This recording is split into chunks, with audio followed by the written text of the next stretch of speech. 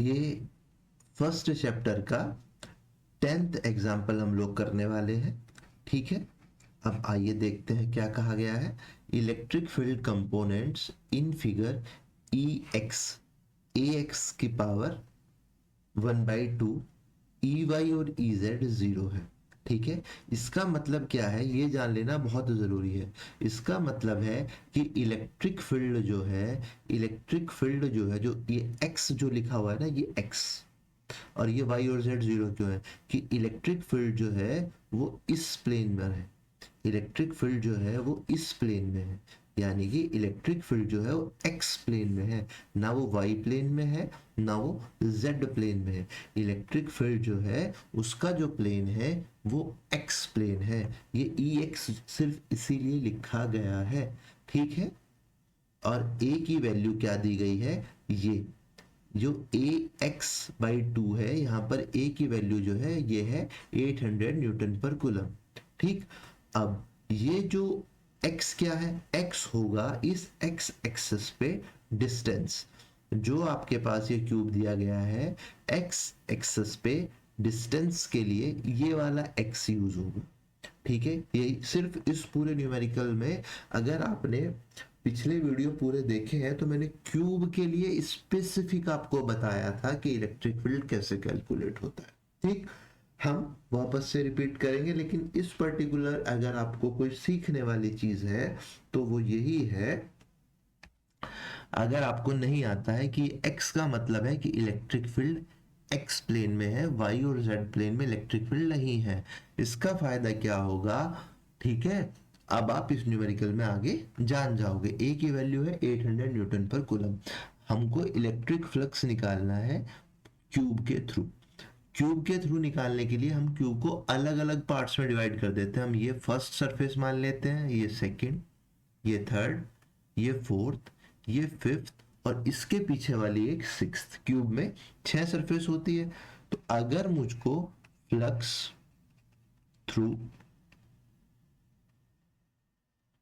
The cube निकालना हो phi, तो मुझे क्या करना होगा, phi 1, phi 2, phi 3, phi 4, phi 5 और फाई 6 को सिंपल ऐड करना होगा, मेरे पास आंसर आ जाएगा।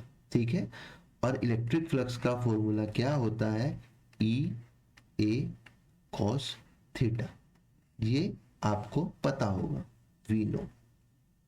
ठीक है, इलेक्ट्रिक फ्लक्स। ठीक है, अब आइए, ये फर्स्ट सरफेस है तो इससे एरिया वेक्टर की डायरेक्शन होगी ये। ठीक है, एरिया वेक्टर की डायरेक्शन होगी ये, इलेक्ट्रिक फील्ड है ऐसे, तो थीटा आएगा क्या, 90 डिग्री।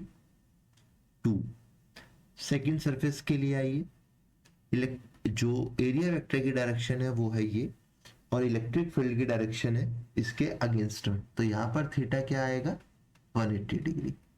ठीक, तीसरे पॉइंट पे आ जाइए, इलेक्ट्रिक फील्ड ऐसे, एरिया वेक्टर ऐसे, यहाँ पे थीटा की वैल्यू आएगी 90 डिग्री।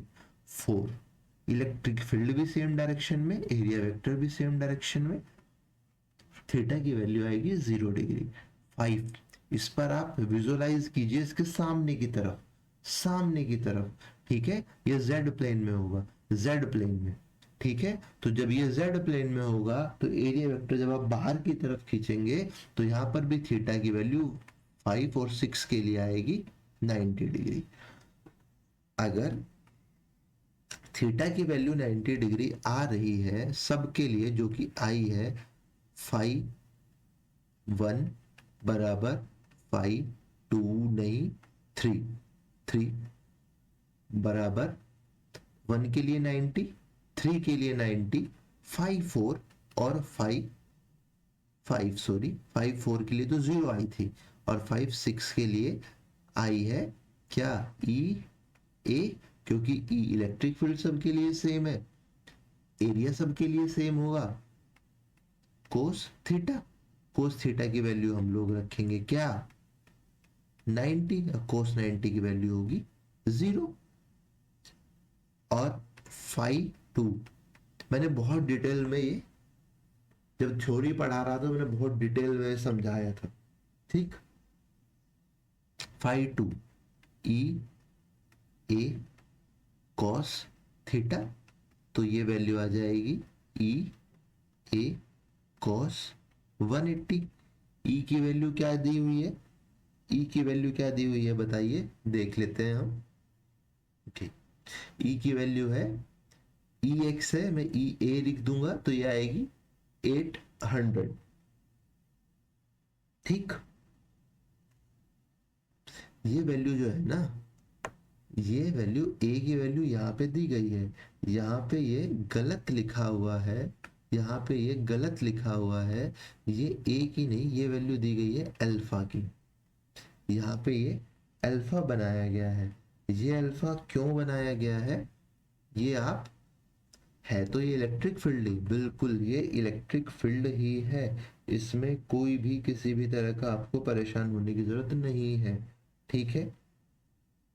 एक बार आप अपनी बुक में देख लीजिएगा, ये वैल्यू क्या दी गई है, ई एक्स की वैल्यू दी गई है ए एक्स की पावर, ये यहाँ पर भी ये जो वैल्यू है ना, ये अल्फा है, अल्फा, ये अल्फा है, आपकी बुक में ए नहीं है, क्योंकि ए जो दी गई है वो दिया गया है, ए दी गई है इस क्यूब की डायमेंशन, ठीक है। और यहाँ पे भी ये क्या कि ये, और जो ओरिजिन है ओ, ओरिजिन से क्यूब ए डिस्टेंस दूर रखा है, ओरिजिन से क्यूब ए डिस्टेंस दूर रखा है, और क्यूब की जो डायमेंशन है वो भी ए है, और इस ए की वैल्यू 0.1 मीटर दी गई है, ठीक है। ये यहाँ पे ई एक्स जो है अल्फा एक्स हाफ टू लिखा है, अल्फा 800 न्यूटन पर कूलम लिखा है, ठीक है। मेरी बात समझ में आ रही है, तो कंफ्यूज नहीं होंगे। तो ई एक्स की वैल्यू यानी कि ई की वैल्यू यहाँ पे क्या दी गई है, 800,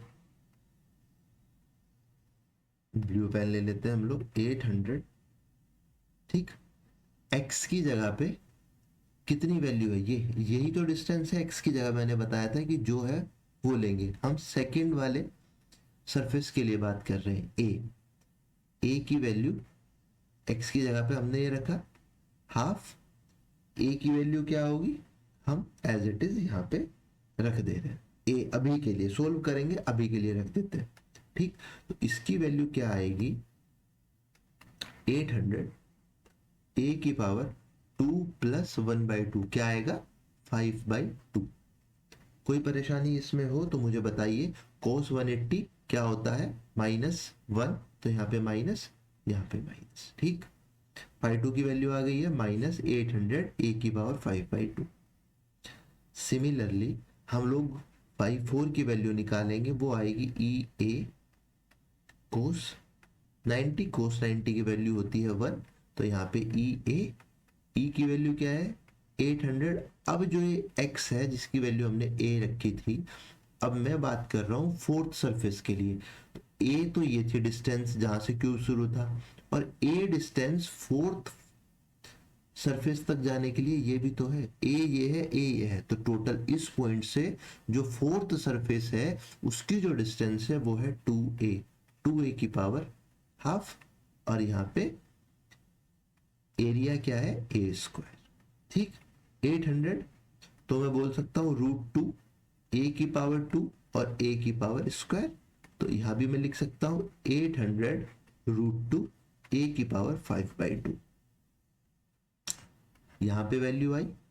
तो जब मैं टोटल 5 निकालने जाऊंगा तो 5 1 2 3 4 5 सब ऐड करूंगा तो सबकी वैल्यू 0 होगी एक्सेप्ट पाई 2 और 5 4। तो जब मैं इनको ऐड करूंगा 800 √2 a की पावर 5/2 माइनस, क्योंकि माइनस का निशान यहाँ पे है, 800 a की पावर 5/2, ठीक है। 800 हम लोग कॉमन ले लेंगे, √2 a की वैल्यू दी हुई है 0.1 मीटर, 5/2, तो ये पूरा ही हम लोग कॉमन ले लेंगे, इसको भी इरेज कर देता हूं अच्छे से, ठीक। तो हम कॉमन ले लेंगे 800 ए की पावर एक स्टेप और बढ़ जाएगा, कोई बात नहीं, √2 - 1, ठीक। फिर मैं ए की वैल्यू रख दूंगा 0.1, 5/2, और यहाँ पे 1.414 √2 की वैल्यू -1। कोई परेशानी? तो 800 मैं अब यहाँ पे इसको वापस से लिख दे रहा हूं, कैसे, जैसे पहले लिखा था, ताकि आपको इजीली, सिर्फ आपको समझाने के लिए मैंने 0.1 को 0.1 का स्क्वायर और 0.1 की पावर 1/2 इंटू 4.414 लिख लिया है माइनस होने के बाद। अब देखिए मैं लिख सकता हूं 800, सिर्फ कैलकुलेशन मैथ समझा रहा हूं, फिजिक्स से कोई लेना देना नहीं है। 1/10 का स्क्वायर और यहाँ पर 1/10 का रूट, कोई परेशानी? 414, ठीक है इतना। इसकी वैल्यू आएगी 100, 800 इंटू 1/100, 1/√10, और ये वैल्यू आएगी 414। 2 0 से 2 0 चली जाएंगी, कोई परेशानी? तो 8 इंटू 0.414, 1/√10 मल्टीप्लाई कर लेते हैं। 8 4 जा 32, 8 1 जा 8 और 3 11, 8 4 जा 32 और 1 33, ठीक। अब मुझे √10 या तो आप सोल्व कर लीजिए जैसे आपको करना हो, आएगा तो 3, भाई √9 की वैल्यू क्या होती है? 3, यहां तक तो कोई परेशानी नहीं है। तो √10 3 के बहुत आसपास होगा। भाई आपके पास एग्जाम में टाइम हो सोल्व करने का, अंडर रूट सोल्व कर लीजिएगा, नहीं तो हम 3.1 लिख देते हैं, अप्रोक्सीमेट हम लोग बात कर रहे हैं। जब आप 3.3 को 3.1 से डिवाइड करोगे तो 1 पॉइंट समथिंग आएगा, और 1 पॉइंट समथिंग भी क्या, 1.0 कुछ आएगा। आप सिर्फ 1 लिख के भी छोड़ सकते हैं, या आप पूरा सोल्व करेंगे तो आपको 1.06 वैल्यू मिल जाएगी। क्या होता है? न्यूटन मीटर स्क्वायर पर कूलम होता है फाई का, यानी कि फ्लक्स का क्या यूनिट याद रखनी बहुत ज्यादा जरूरी है, न्यूटन मीटर स्क्वायर पर कूलम। ये आ गया है आपका क्या, फ्लक्स थ्रू क्यूब। आप चाहें तो इसको सोल्व कर लीजिएगा, मैथमेटिक्स है, मैंने तो आपको एक तरीका बताया, अगर आपके पास टाइम नहीं हो तो आप इस तरह से लिख सकते हैं।